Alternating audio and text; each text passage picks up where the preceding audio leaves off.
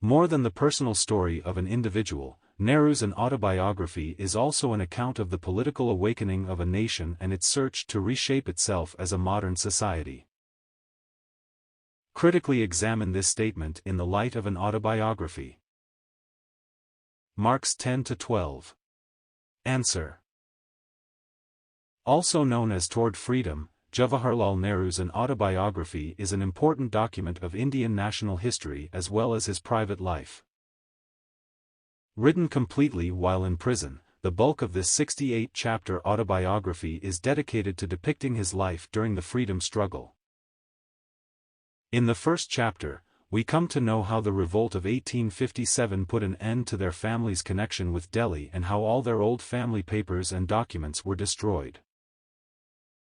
We only speculate just how much valuable detailed information must have been lost in such turmoil. In Chapter 2, we get Nehru's recollections of various issues about which he still has hazy notions. He gives his reminiscences of the conflict between the Europeans, Indians and Eurasians.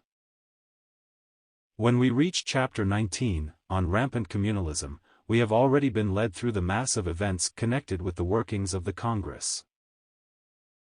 Nehru gives his thoughts on a range of subjects from the deterioration of Hindu-Muslim relations to the question of the goals of the nationalist movement. The description goes back 11 years and he admits that only a faded impression of all these remains in his mind.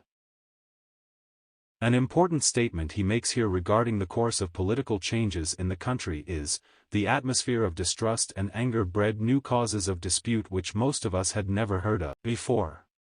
He scathingly criticizes the compromising nature of the political leaders who had become puppets in the hands of the British government as they stick to their reformist outlook and cannot think of other options. Chapter 51, The Liberal Outlook, contains Nehru's study of the Indian Liberal Party whose core was made up of the members of Servants of India Society. Nehru's impressions begin with the utter amazement over the members' lack of concern with the larger problems of the agrarian crisis and the industrial depression causing widespread unemployment. Nehru is particularly critical of the detachment of the so-called Indian liberals from the rest of the world, their disinterestedness in India and burning problems and their hesitance in taking audacious decisions. Throughout the chapter, Nehru advocates radical social change to fend off the influence of capitalism. The next chapter, number 52, gives us further clarification of how Nehru viewed his own stand vis-a-vis India and the contemporary modern world.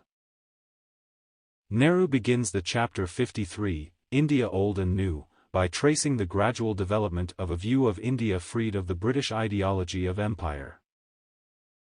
According to Nehru, the Indians themselves had succumbed to the idea that British colonialism brought great benefit to the Indian nation. Nehru also shows how Indian nationalistic thought developed on the basis of material written by authors with a moderate outlook. The chapter is important, for here Nehru examines some important issues crucial to understanding the different tactics employed by the colonizers while ruling India. The British had cast India in a pattern favorable for their domination.